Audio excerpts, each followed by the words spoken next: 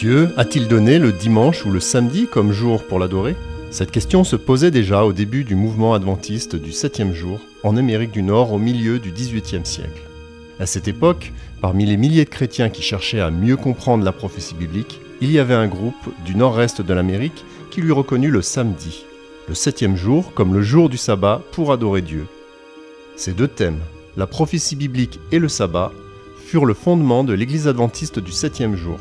En 1863, les mouvements observateurs du sabbat s'organisèrent officiellement et leur dénomination religieuse comptait 3500 membres adorateurs du sabbat répartis dans 125 églises. Aujourd'hui, la division nord-américaine de l'Église adventiste du 7e jour représente plus de 1,2 million de membres qui s'étend des Bermudes à Palau en passant par le continent.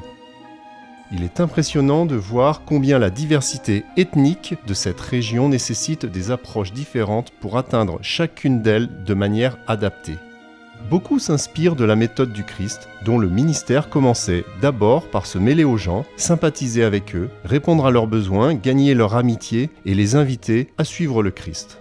Partout, en Amérique du Nord, les adventistes s'occupent de groupes autochtones tels que les Amérindiens, les autochtones de l'Alaska et les membres des Premières Nations où qu'ils se trouvent. Dans des endroits comme l'Alaska, il peut parfois être assez difficile de les atteindre.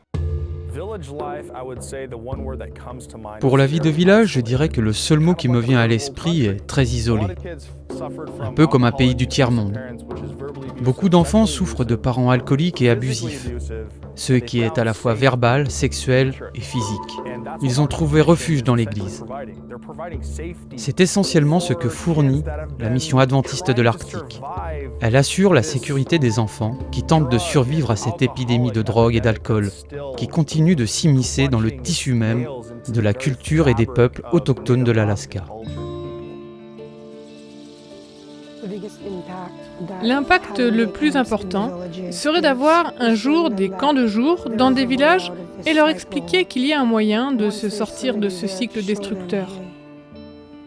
Un jour, quelqu'un devrait leur montrer ce qu'est vraiment l'amour. Grâce aux camps de jour, ils peuvent trouver de quoi s'en sortir.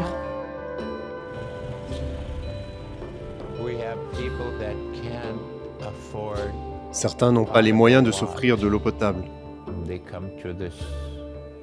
Ils viennent dans ce centre pour en obtenir.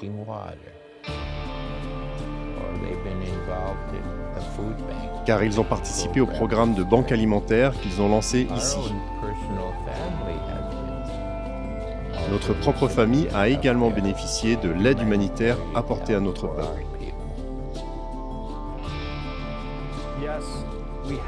Oui, nous sommes entièrement reconnaissants.